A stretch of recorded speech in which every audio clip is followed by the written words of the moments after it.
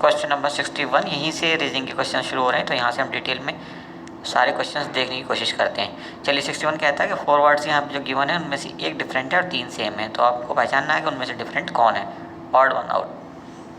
तो यहाँ पे देखिए टीचर, प्रिंसिपल, लेक्चरर और बाद में है स्टूडेंट। तो सी ऑप्शन में स्टूडेंट जो है वो डिफरेंट है बाकी तीनों से। बाकी तीन क्या है, टीचर की एक फॉर्म होती है और स्टूडेंट वहाँ पे सीखने के लिए जाते हैं उनके पास। 62 नंबर देखिए, और आगे बढ़ने से पहले आपको एक बार बता देते हैं कि जो भी पुराने क्वेश्चन पेपर्स हैं उन सबके सॉल्यूशन भी हमारे यूट्यूब चैनल पे अवेलेबल हैं ऑलरेडी। ये लार्जेस्ट यूट्यूब चैनल है स्पेशली जामिया, एएमयू और डीयू के लिए, तो वो आप देख लेना। सारे सॉल्यूशन और शॉर्टकट वगैरह भी बताए गए हैं उसमें। और अगर किसी को पीडीएफ चाहिए तो पीडीएफ के लिए यहाँ पे लिंक शेयर किए जाते हैं, तो डिस्क्रिप्शन बॉक्स एक बार चेक कर लेना। इसके अलावा और बहुत सारे इंपॉर्टेंट लिंक्स आपको वहाँ पे मिलेंगे, लाइक मैथमेटिक्स, रीजनिंग और जीएस वगैरह के जो शॉर्टकट होते हैं उन पे भी। चलिए 62 नंबर कहता है फिर से एक बार कि यहाँ पे ऑड वन आउट पहचानना है कौन सा है ऑड है। तो स्क्वायर दिया है, ट्रायंगल दिया है और रेक्टेंगल दिया है। ये क्या है, ये सब पॉलीगॉन्स हैं। और यहाँ पे एरिया जो है इन सब का निकाला जाता है, तो ऑब्वियसली सी ऑप्शन जो है आपका वो राइट ऑप्शन होगा, और यहाँ पे हम टिक कर देते हैं सी। नेक्स्ट 63 नंबर देखिए, थर्मोमीटर टेम्परेचर नापता है, तो ग्लूकोमीटर क्या नापता है, तो ये नापता है ब्लड शुगर, तो ऑप्शन डी आपका राइट हो जाएगा। नेक्स्ट स्टेटमेंट बेस्ड क्वेश्चन है, और यहाँ पे क्या कह रहा है कि some pearls are jewels, some pearls are jewels and some jewels are ornament.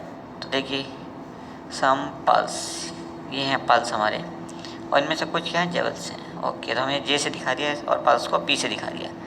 अब क्या कहता है, जेवल्स जो हैं वो कुछ ऑर्नामेंट्स हैं, तो इनको हम यहाँ पे ऑर्नामेंट्स के साथ जोड़ देते हैं, ये हो गए ऑर्नामेंट्स।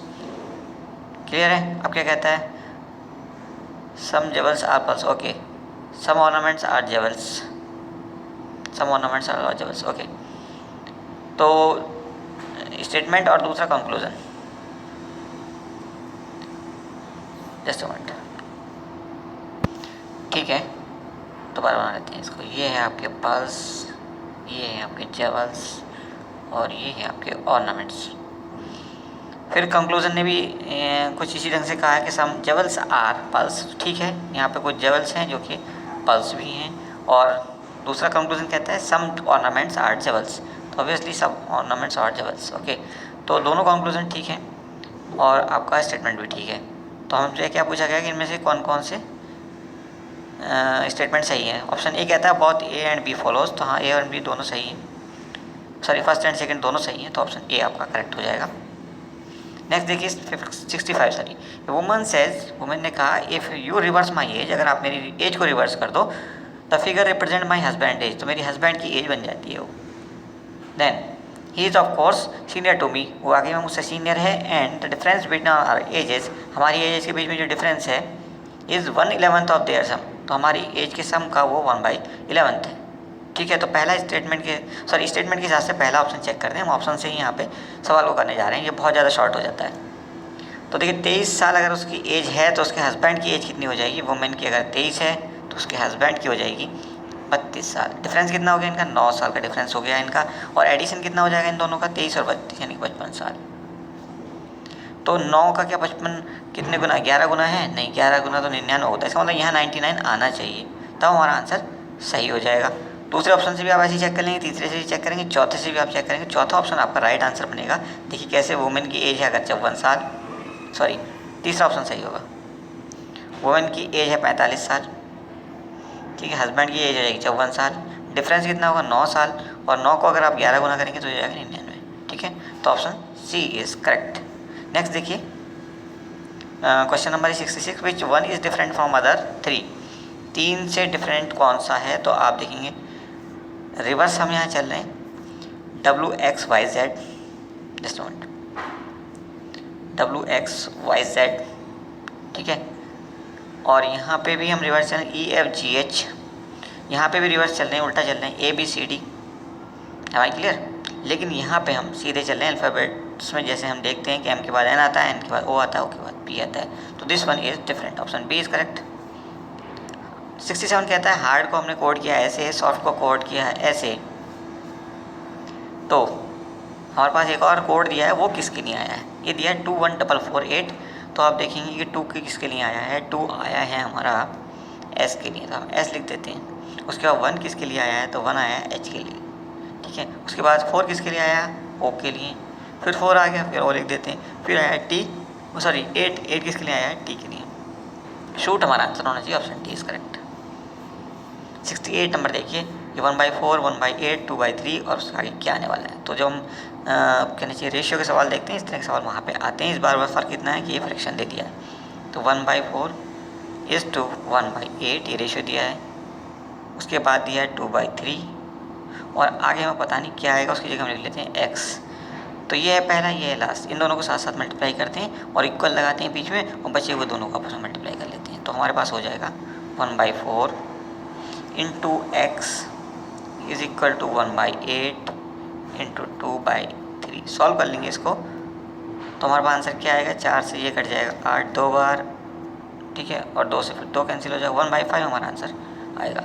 होल्ड ऑन, 1/5 तो ही है, नहीं एक्स इज इक्वल टू 1/5 आना चाहिए।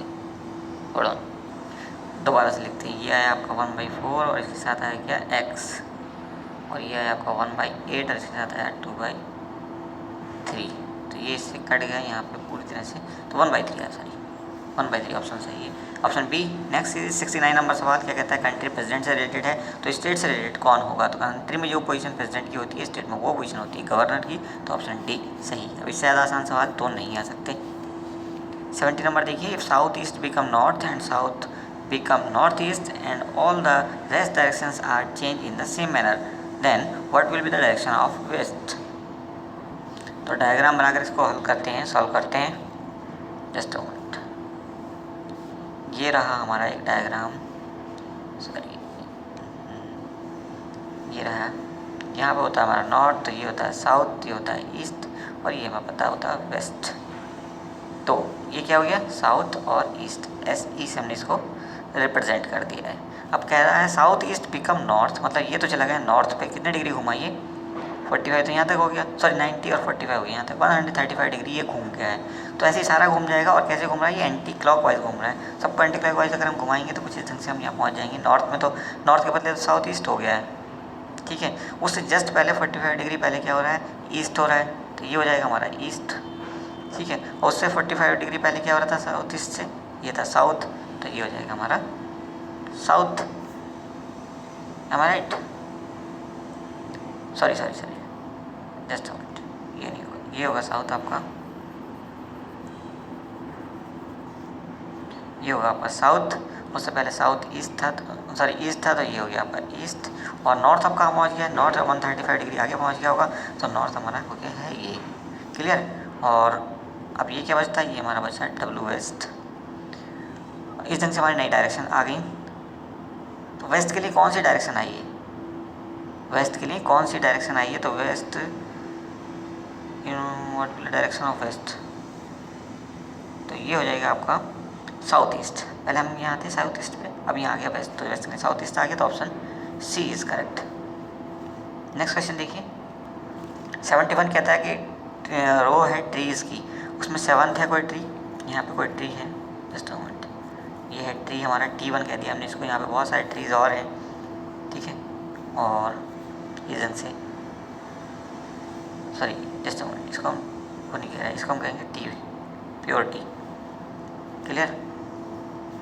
ये हमारा टी और यहाँ पे हमारा T1 है, और यहाँ पे हमारा कोई TN लास्ट 3 है कोई, ये पूरी एक रो है जिसमें हमारा टी जो है वो 7th पोजीशन पे है from left, okay 7th, okay. और यहाँ से जो है इसकी पोजीशन है वो 14। तो हमारे पास शॉर्टकट होता है L + R is equal to T+1। तो L मतलब लेफ्ट से इसकी पोजीशन है 7th, राइट से इसकी पोजीशन है 14 इज इक्वल टू T+1। यहाँ से टी की वैल्यू कितनी हो जाएगी, 14 + 7 21 - 1 दैट इज़ 20। तो मतलब टोटल 20 यहाँ पे ट्रीज़ हैं, ये हमसे पूछ रहा है यही बात, तो ऑप्शन बी आपका करेक्ट हो जाएगा। नेक्स्ट 72 नंबर देखिए, chairman entered in assembly hall at 10 minute before. इसको आप पूरा पढ़ लीजिए, हम सीधे समझा। तो ये कह रहा है कि चेयरमैन जो है वो 12:20 पे आया, 10 मिनट बिफोर था 12:30, मतलब 12:20 पे वो आ गया है, 10 मिनट पहले आया है। तो चेयरमैन आया है आपका 12:20 पे। एमडी जो कि आया है 12:40 पे, earlier than the managing director से वो 20 मिनट पहले आया, मतलब एमडी जो आया हमारा वो आया 12:40 पे। Okay, the MD managing director was 30 minutes late as per the time fix. तो एमडी को आना किस टाइम था, राइट टाइम क्या था, राइट टाइम उसका था 12:10, 30 मिनट लेट था चूँकि वो 12:40 पे वो पहुँचा। तो फिक्स टाइम क्या था मीटिंग का, 12:10 था, तो ऑप्शन ए आपका राइट हो जाएगा। अब देखिए 73 में कहता है कि मल्टीप्लिकेशन जो साइन है वो एक्सटेंड कर रहा है एडिशन के लिए, और ऐसे ही बाकी साइन जो है वो किसी दूसरे साइन को रिप्रेजेंट कर रहे हैं। तो हमारा इनमें से कौन सा ऑप्शन जो है सही हो जाएगा। तो यहाँ पे आप देखिए ऑप्शन सी को, हालांकि आप ए और बी भी ट्राई कर सकते हो और ऐसे ही एक टेबल बना लेना जैसे इस बच्चे ने बना रखी है। तो अगर हम ट्राई करें थर्ड ऑप्शन को, तो यहाँ पे देखिए 5 और हमें क्या दिया हुआ है ग्रेटर देन, तो ग्रेटर देन की जगह हम लगाएंगे मल्टीप्लाई 5 × 2, फिर उसके बाद दिया है हमें प्लस की जगह हम क्या लगाएंगे, हम लगाएंगे डिवीजन, उसके बाद लगाएंगे हम 2 आ ही रहा है 2, फिर उसका इक्वल का निशान है, इक्वल के लिए हम क्या लगाएंगे, तो इक्वल के लिए हम लगाएंगे लेस देन हमारा हमने लिखना है 10, उसके बाद हम क्या लगाएंगे अगला साइन जो भी है उसके लिए बदले हम लगाने वाले हैं माइनस, और उसके बाद आने वाला है 4 और प्लस हो जाएगा 8। ठीक है, अब बॉड मास लगा देंगे हम। तो देखिए सबसे पहले हम किसको सॉल्व करने जा रहे हैं, तो डिवीजन को, तो यहाँ पे 2 से 2 कैंसिल हो जाएगा। ठीक, हमारे पास बचेगा 5 और उसके बाद यहाँ पे लेस देन, और ये क्या बचा, ये बचा आपका 18 हो गया, प्लस का 10 + 8 18 - 4 यानी कि 14।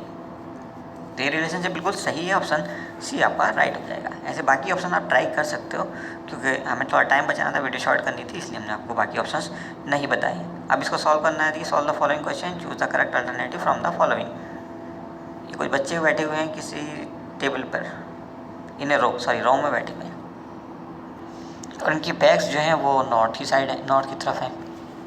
तो अभी क्या कहता है 3 इज़ इमीडिएट राइट टू 5। तो यहाँ पे 5 है जिसकी बैक है नॉर्थ की तरफ, जस्ट मोमेंट, ये हमारा 5 जिसकी बैक है नॉर्थ की तरफ, तो हम उसको लिख देते हैं 5। ओके, उसके साथ बैठा हुआ है 3 इज़ इमीडिएटली राइट टू 5, इसकी जस्ट राइट में है 3। ठीक है, तो 3 है यहाँ पे right to 5, and 4 is immediate left to 1। 4 जो है वो 1 के लेफ्ट में है, तो 1 है आपका यहाँ, तो आपका 4th हो जाएगा यहाँ, ये हो जाएगा 4th, ये हो जाएगा आपका 1। Okay, and only 2 is between 1 and 5। यहाँ पे जो गैप बचा है इसमें क्या है 2, सॉरी ये है आपका 2। क्लियर, तो ये ऑर्डर इनका हो गया। अच्छा, which of the following are at the extreme end. तो एक तरफ एक्सट्रीम एंड पे कौन कौन होंगे, 4 होगा और 3 होगा, एक तरफ 4 तो दूसरी तरफ 3 होगा, तो ऑप्शन कौन सही हो जाएगा, ए। ठीक है, तो कुछ भी नहीं था इस सवाल में, स्टेटमेंट के हिसाब से डायग्राम बना के आपको आंसर करना था। नेक्स्ट 75 कहता है find the missing number in the sequence. 4 है, 10 है, फिर 28 और इसके बाद ये। ओके, तो अब देखिए यहाँ पे क्या पॉसिबल है, हो क्या रहा है। यहाँ पे हमने लिखा 4 के बाद आया 10 के बाद आ गया आपका 28 के बाद क्या आना चाहिए यहाँ पे पता करना है, उसके बाद आ गया 244। ठीक है जी, रीजन से, लेकिन यहाँ हमने पता करना है क्या आएगा, तो इसको हम पता करते हैं। यहाँ पे देखिए क्या गैप आ रहा है, 6 का गैप आ रहा है, +6 हुआ, यहाँ पे +18 हुआ, और यहाँ पे अगर फिर से वही प्रोसेस अपना लें, यहाँ पे 6 था तो यहाँ पे 3 गुना जोड़ दिया, तो अब के बाद फिर से 3 गुना जोड़ दिया, 18 का 3 गुना होगा 54। ठीक है, तो 54 + 28 82 हमारा यहाँ पे आना चाहिए। अगर 82 सही है तो अगली बार हम क्या जोड़ने वाले हैं, 54 × 3 यानी कि 162 अगर हम जोड़ देंगे 82 में, तो हमारा अगला 244 आना चाहिए। आ रहा है कि यहाँ पे तो सही आ रहा है, इसका मतलब 82 हमारा राइट आंसर होगा। 82, तो 82 हमें कहाँ पे दिया है, ऑप्शन सी में दिया है। नेक्स्ट क्वेश्चन देखिए 76, what will the difference between the sum of the odd digits and sum of the even digits in a number. तो ऑड डिजिट कौन कौन से हैं उनका सम निकाल देते हैं, और इवन डिजिट का सम निकाल लेते हैं, और माइनस अगर हम करेंगे तो क्या आएगा आंसर हमारा 1 हमारा आंसर आएगा। देखते हैं कैसे। अगर हम इवन डिजिट का सम निकालें तो इवन डिजिट हमारे पास 8 + 4, 8 × 4 12 और 2, तो ये हो जाएगा 14 इनका सम। और अगर ऐसे ही ऑड डिजिट का निकालें तो ऑड हो गया आपका 5 हो गया हमारे पास, 7 हो गया यहाँ पे हमारे पास, और 3 हो गया, 7 × 5 12 + 3 15 15 हो गया। इन दोनों का डिफरेंस अगर लेंगे तो आएगा 1, option B is correct. Next question देखिए 77 नंबर, कहता है Ram finished test ahead of Shyam, यानी कि राम श्याम से तो आगे था। Just Ram RM was better than Shyam SH। Okay, अब क्या कहता है Shyam and Harris both finished before Shirish. Shyam यहाँ पे था SH और Harris H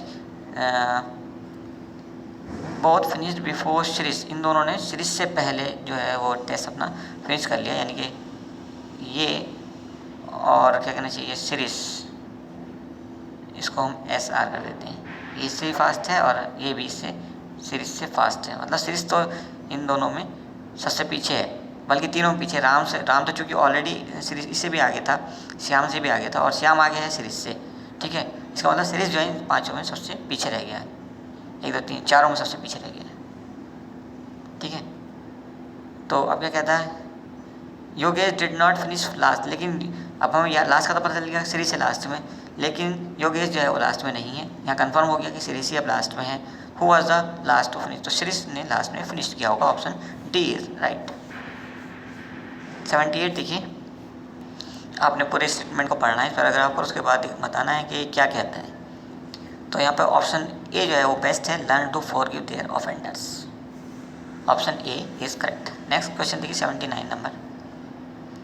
A few states in this country are considering legislation that would prohibit schools from using calculator before the 6th grade.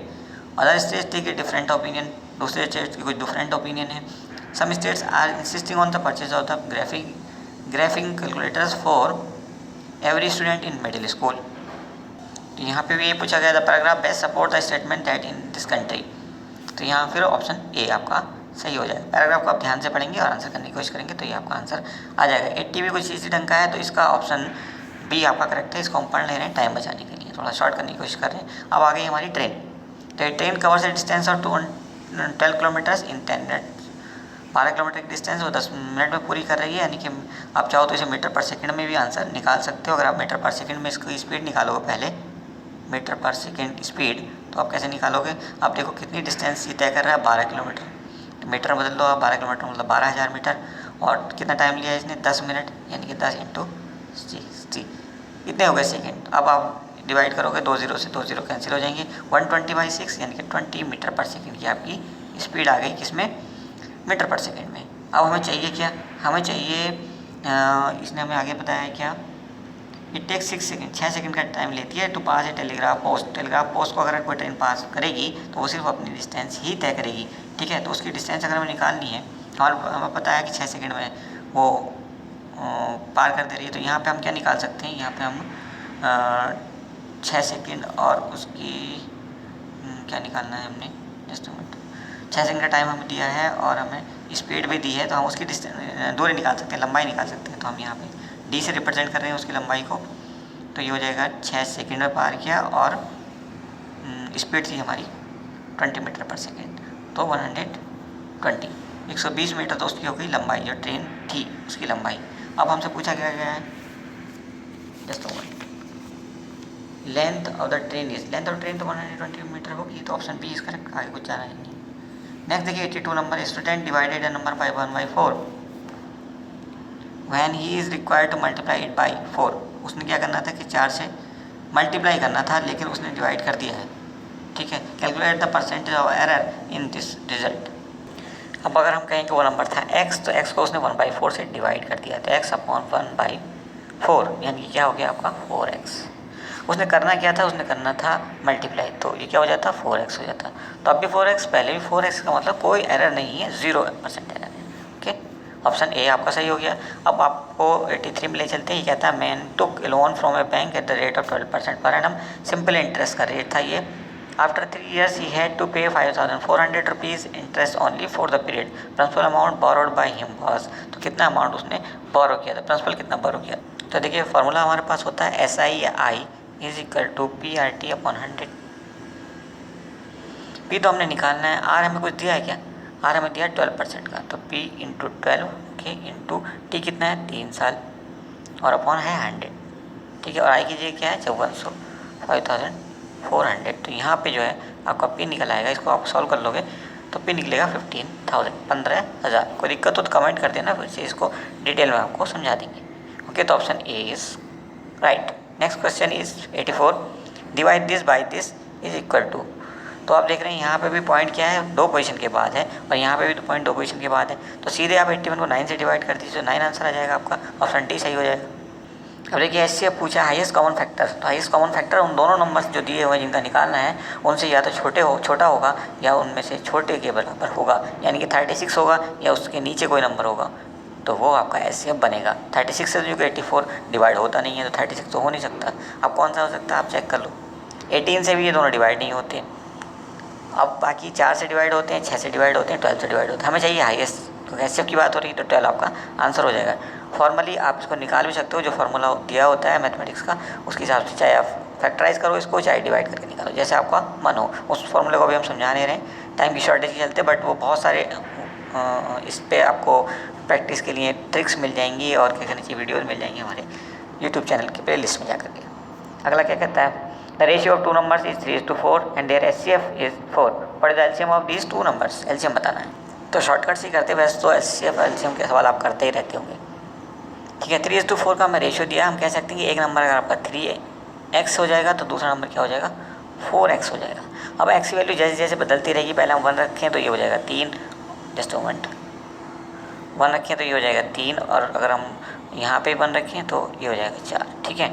और ऐसे ही हम अगर x वैल्यू रखें 2 तो क्या होगा, तो थोड़ा सा अलग हो जाएगा, यहाँ पे हो जाएगा 6, तो यहाँ पे हो जाएगा 8।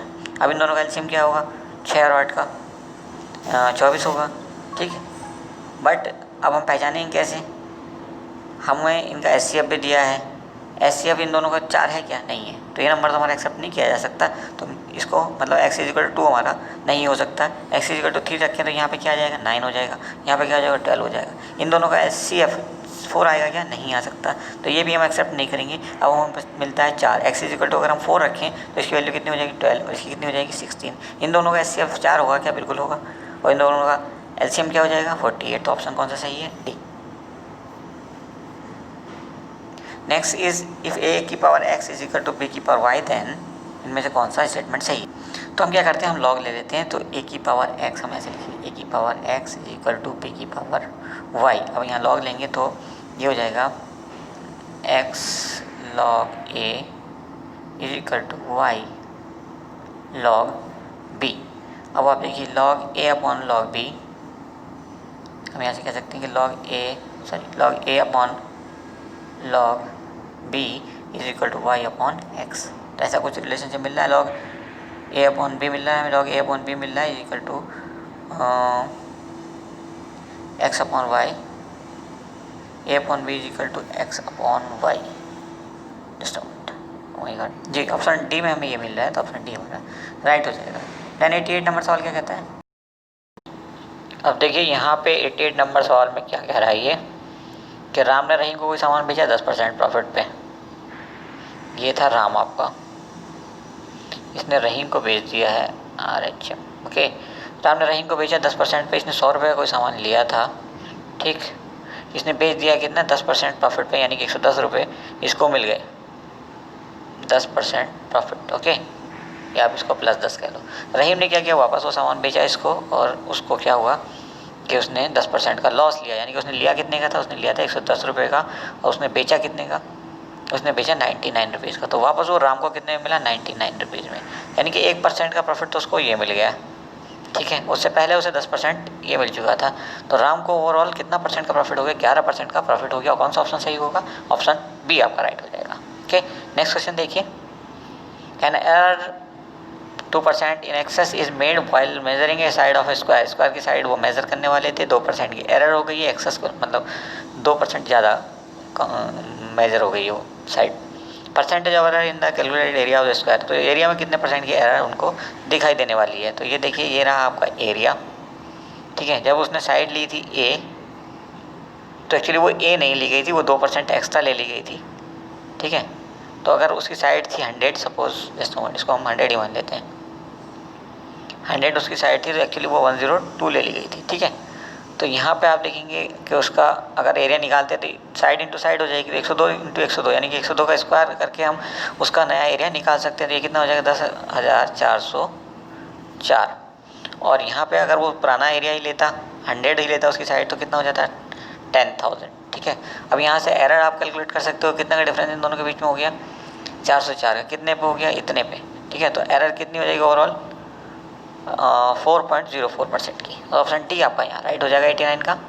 अब देखिए नेक्स्ट सवाल 90 नंबर है, वो है आपका एपी का एरिथमेटिक प्रोग्रेशन का। इसमें जो लास्ट आपको टर्म दिया है वो दिया है 140। हमारे पास फॉर्मूला होता है एल, अगर लास्ट टर्म है तो L is equal to A plus N minus one into D. Clear. इस हिसाब से आप देखिए L is equal to 140 is equal to A क्या है पहला टर्म यानी कि 20 plus N minus one, N हमें निकालना है तो एन माइनस वन यहाँ पर कर देंगे, इंटू डी क्या है 25 माइनस 20 यानी कि 5। डी आप कहीं से भी निकाल सकते हैं, और इसको अगर आप सॉल्व करोगे तो एन की वैल्यू यहाँ से हमें क्या मिलने वाली है 25। एन इज इक्वल टू 25 ये मिल जाएगा। कोई सॉल्व करने में कोई दिक्कत हो तो हमें बताना, यानी कि यहाँ पे 25 टर्म है और 25वां टर्म क्या है हमारा 140 है, तो बी आपका राइट आंसर हो जाएगा। नेक्स्ट क्वेश्चन देखिए 91 number. A 6% stock yield 8%, the market value of the stock is. अब देखिए इस सॉल्व को हम कैसे करने वाले हैं, हमें मिला है 8% का प्रॉफिट, तो हम कह सकते हैं कि प्रॉफिट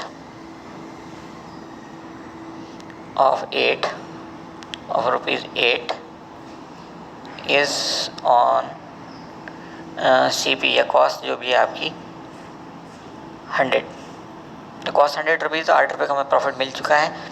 ठीक है, अगर इन्वेस्टमेंट आपका हो 1 रुपये का, ठीक, तो हमें कितना मिल जाएगा प्रॉफिट, ये हमें मिल जाएगा 100/8।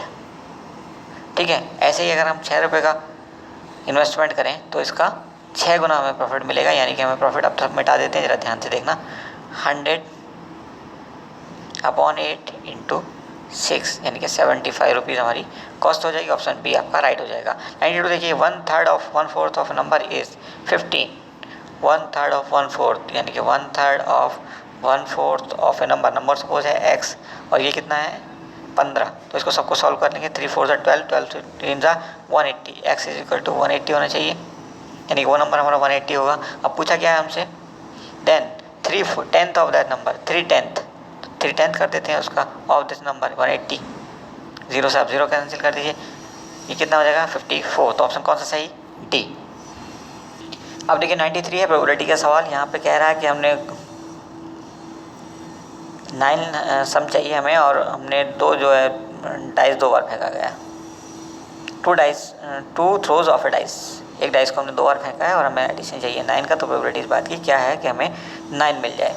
ठीक है, तो 9 हमें कब कब मिलेगा, जबकि हमें एक बार 3 मिले और दूसरी बार 6 मिले तब भी 9 मिलेगा, एक बार 4 मिल जाए तब, दूसरी बार 5 मिल जाए तब भी, और अगर 4 और दूसरी बार 5 मिले तब भी, और अगर 6 3 मिले तब भी, यानी कि 4 चांस हमारे होंगे। ठीक है, 4 चांस में हमें ऐसा होगा। प्रोबेबिलिटी हमें निकालने के लिए क्या करना होता है, नंबर ऑफ टोटल इवेंट्स कितनी है ये देखना होता है। टोटल इवेंट्स कितनी हो जाएंगी 36, और हमारे 4 इवेंट्स ऐसे होंगे उनमें से जिनमें हमें ये सम मिल जाएगा। तो 1/36 यानी कि 4/36 मतलब 1/9, तो 1/9 हमारी प्रोबेबिलिटी होगी, और ये होगा ऑप्शन सी आपका सही। नेक्स्ट, सैलरीज दी हुई हैं ABC are in the ratio of 2 3 5, then the increment इतने % are allowed respectively in their salaries, then what will be the new ratio of their salaries. तो न्यू रेशियो क्या हो जाएगा उनकी सैलरी का, ये पता करना है। अब देखिए हम पहले लिख लेते हैं, इनका रेशियो दिया है हमें 2 3 और 5 का।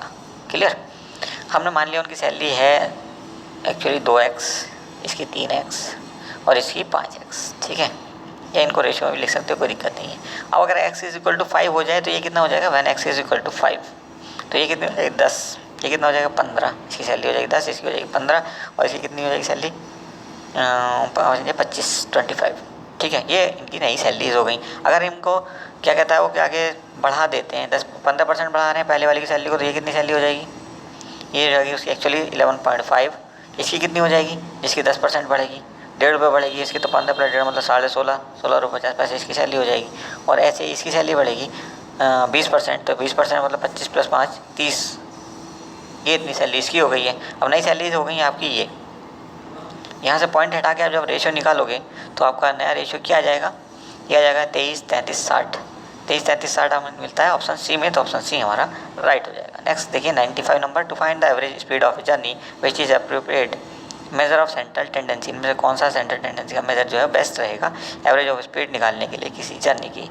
तो ये आपका डी ऑप्शन हार्मोनिक मीन सही रहेगा। जैसे कि आप देखते हो कि शॉर्टकट में हम कैसे निकालते हैं, ऐसे निकालते हैं कि दो स्पीड, एक ए है दूसरी बी है, तो 2AB/A + B हमारी एवरेज स्पीड निकालने के लिए फॉर्मूला होता है। नेक्स्ट देखिए 96 number, worker complete 5/8 of a job in 10 days। 5/8 ही करता है वो, बचा कितना है उसके पास? 3/8 उसके पास जॉब अभी भी बचा है, 10 दिन में कर रहा था। How more days will it take to finish the job. अभी अपने 3/10 उसे काम कराना है, ठीक है, और कितने दिन में वो कर लेगा ये पता करना है। अब देखिए एक ही स्टेप में इस सवाल को कर लेते हैं। तो इस ढंग से देखिए, जस्ट नोट सिंस 5/8 वर्क को कर रहे हैं इन 10 days, ठीक है, तो एक काम वो कितने में करेगा? पूरा काम होना चाहिए। 5/8 किया उसने, अभी हमें चाहिए 3/8 और, ठीक है, तो हम पहले निकालते हैं कि पूरा काम वो कितने में करेगा, तो इसको पलट देंगे। तो ये हो जाएगा आपका 10 × 8/5, 5 से इसको काट देंगे तो यानी कि 16 डेज में वो पूरा काम करेगा, ठीक। 10 डेज तो हम ऑलरेडी करा चुके हैं उससे, तो बचे कितने दिन? 6 दिन और लगेंगे उसको काम पूरा करने में। How many days will it take him to finish the job. Total 16 days लगने थे, 6 दिन उसको और लगेंगे। ऑप्शन पहला सही हो जाएगा आपका। नेक्स्ट देखिए क्वेश्चन नंबर 97 क्या कहता है ये। अब देखिए ये कह रहा है कि हमने 2 रूम ए और बी हमारे पास हैं, उनमें से ए में से 10 स्टूडेंट पहली बार बी में भेज दिए हमने, तो इस तरह से ए -10 हो गया और यहाँ पे +10 हुआ, तो अल्टीमेटली ए = बी हो जाएगा। यानी कि ये अगर x है, चलो ए मान लो, a -10 = b +10। ओके, इसको सॉल्व करोगे आप तो यहाँ पे एक इक्वेशन आपको ये मिलने वाली है। सॉल्व किया थोड़ा आगे लेके जाओगे तो a - b = 10 + 2 यानी कि 20, ठीक। ये एक इक्वेशन मिल गई। ऐसे दूसरी इक्वेशन आप बना लोगे। दूसरी स्टेटमेंट में वो कहता है कि 20 स्टूडेंट हमने बी से ए में भेज दिए हैं, ये ए था ये बी था, यहाँ पे -20 किया और यहाँ पे +20 किया, तो अल्टीमेटली जो नंबर ऑफ स्टूडेंट्स ए में हैं वो बी का डबल हो गए, ठीक है। तो यहाँ पे हमने जैसे किया, एक सेकेंड, a + 20 = b - 20, जब स्टूडेंट यहाँ पे रह गए वो b का अगर हम डबल कर दें तो a के बराबर हो जाएंगे। ये दूसरी इक्वेशन हमें मिल गई, यहाँ से हमें कुछ मिल जाएगा इस ढंग से, और एक इक्वेशन हमें यहाँ इक्वेशन नंबर 2 मिलेगी। इन दोनों को सॉल्व कर लोगे तब भी आपका आंसर आएगा आपका सी, ठीक है। आप चाहो तो सीधे ऑप्शन में चले जाओ, ज़्यादा आसान रहेगा। ऑप्शन से आप वेरीफाई करने की कोशिश करो। अगर हमारा ए आंसर सही है यानी कि ए में 20 स्टूडेंट्स हैं, तो जब हम माइनस करेंगे 10 रह जाएंगे ए के पास, ठीक है, और बी के पास कितने हो जाएंगे। ऐसे में जो बी के पास स्टूडेंट्स होंगे वो पता कैसे करेंगे हम,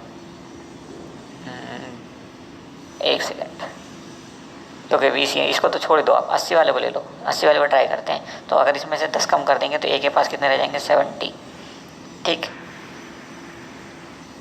ए के पास 70 रह जाएंगे। और ऐसे ही आप बी का निकालेंगे तो बी, अब ये ए के पास 70 रह करके क्या हो जाएंगे, बी के बराबर हो जाएंगे, दोनों बराबर हो गए थे ना, तो बी भी 70 हो जाएंगे। ऐसे कि दूसरी क्वेश्चन के हिसाब से अगर हम देखें तो 20 हमने कम कर दिए, जबकि ए के पास कितने स्टूडेंट्स थे, 80 स्टूडेंट्स थे, तो हमने 80 को कितना कर दिया, 100 कर दिया, यानी कि ए के पास अब कितने हो गए, 100।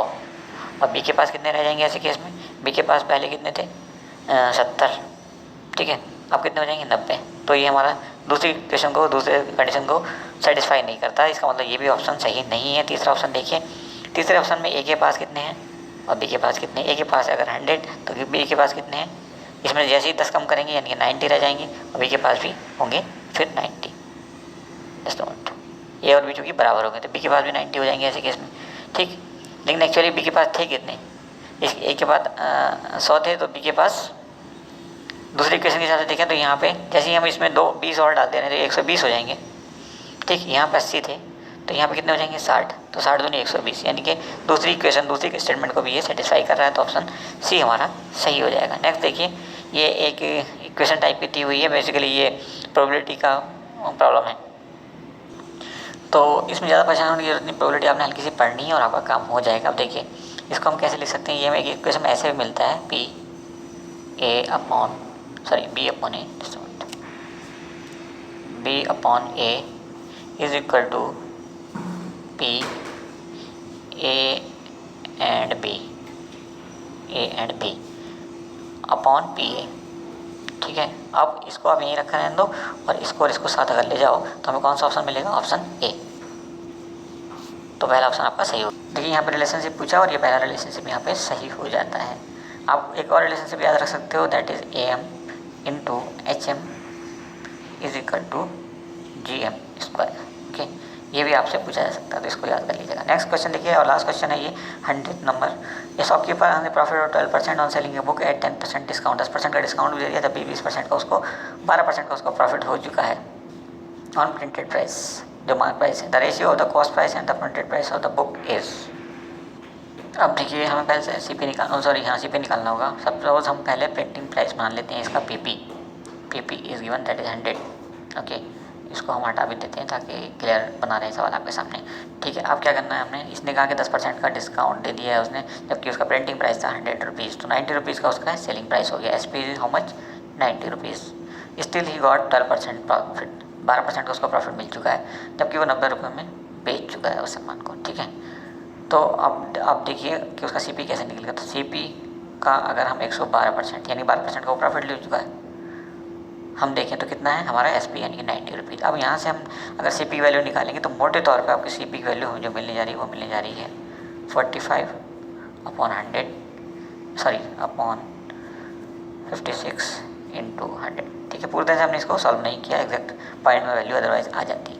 लेकिन पी पी हमारे पास क्या है, पी पी तो हमें पता है 100, तो इन दोनों का अगर हम रेशियो निकालें यानी कि C P upon P P कर दें तो हमें क्या मिलने वाला है 45 अपॉन 56, यही हमारा रेशियो होगा। और देखिए ये कहाँ पे मिलता है हमें, ऑप्शन ए में, तो ऑप्शन ए हमारा करेक्ट हो गया है। तो ये थे हमारे रीजनिंग और मैथमेटिक्स के सवाल जो कि हमने पूरी तरह से सॉल्व करने की कोशिश की है। Thank you for watching once more. अगर कोई दिक्कत हो, कोई प्रॉब्लम परेशानी होती है तो आप कमेंट करके बता देना, हम उस सवाल को दोबारा डिटेल में आपको समझा देंगे।